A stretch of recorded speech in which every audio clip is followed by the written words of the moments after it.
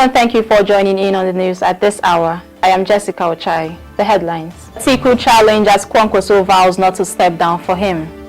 Buhari sets new dates to flag off drilling in the north. New Zealand to decide on lowering voting age. World Cup 2022 opening ceremony in Qatar.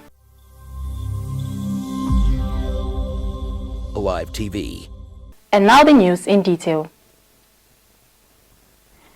The presidential candidate of the New Nigerian People's Party (NNPP), Rabiu Kwankwaso, on Sunday in Lagos said he will not step down for the People's Democratic Party (PDP's) candidate, Atiku Abubakar, for the forthcoming presidential election, dismissing the reports being circulated around.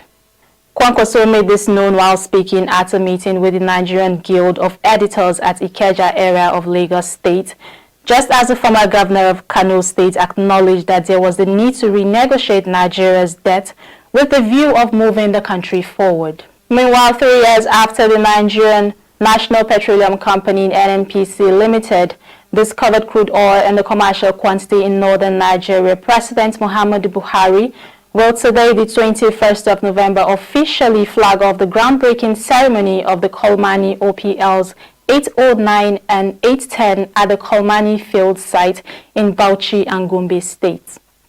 The NNPC Limited had in October 2019 announced the discovery of crude oil, gas and condensate in the Kolmani River region at the border community between Bauchi and Gombe states.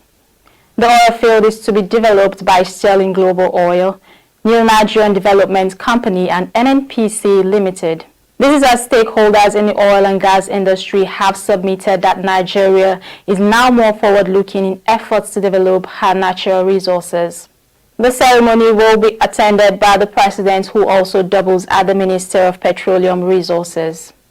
On the foreign scene, New Zealand's highest court has ruled that the country's current voting age of 18 was discriminatory, forcing Parliament to discuss whether it should be lowered.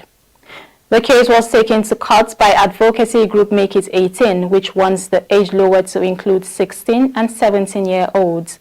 The legal tussle has been ongoing since 2020.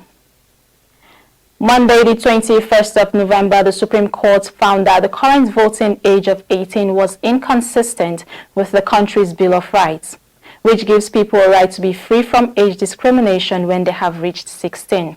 The decision means the issue must come before Parliament for discussion and be reviewed by a parliamentary select committee, but it does not force Parliament to change the voting age. Moving on to sports, the 2022 World Cup in Qatar kicked off Sunday, the 20th of November, with an opening ceremony at the Al Stadium. Actor Morgan Freeman began the festivities with a live appearance from the stadium alongside Qatari businessman Ghani Al Mukhtar. The ensuing performances featured a versatile presentation of each of the countries and teams that will compete for the next few weeks. With the end of the opening ceremony came the first match of the tournament between Qatar and Ecuador, which ended with the host country Qatar losing to Ecuador 0-2.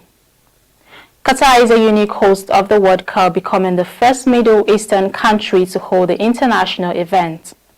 The weather forced the tournament to begin in November rather than its customary time in the summer. And with that, we have come to the end of the news at this hour. But before we go, a recap of the headlines. Atiku challenges Kwankwaso vows not to step down for him. Buhari sets new dates to flag off drilling in the north. New Zealand to decide on lowering voting age.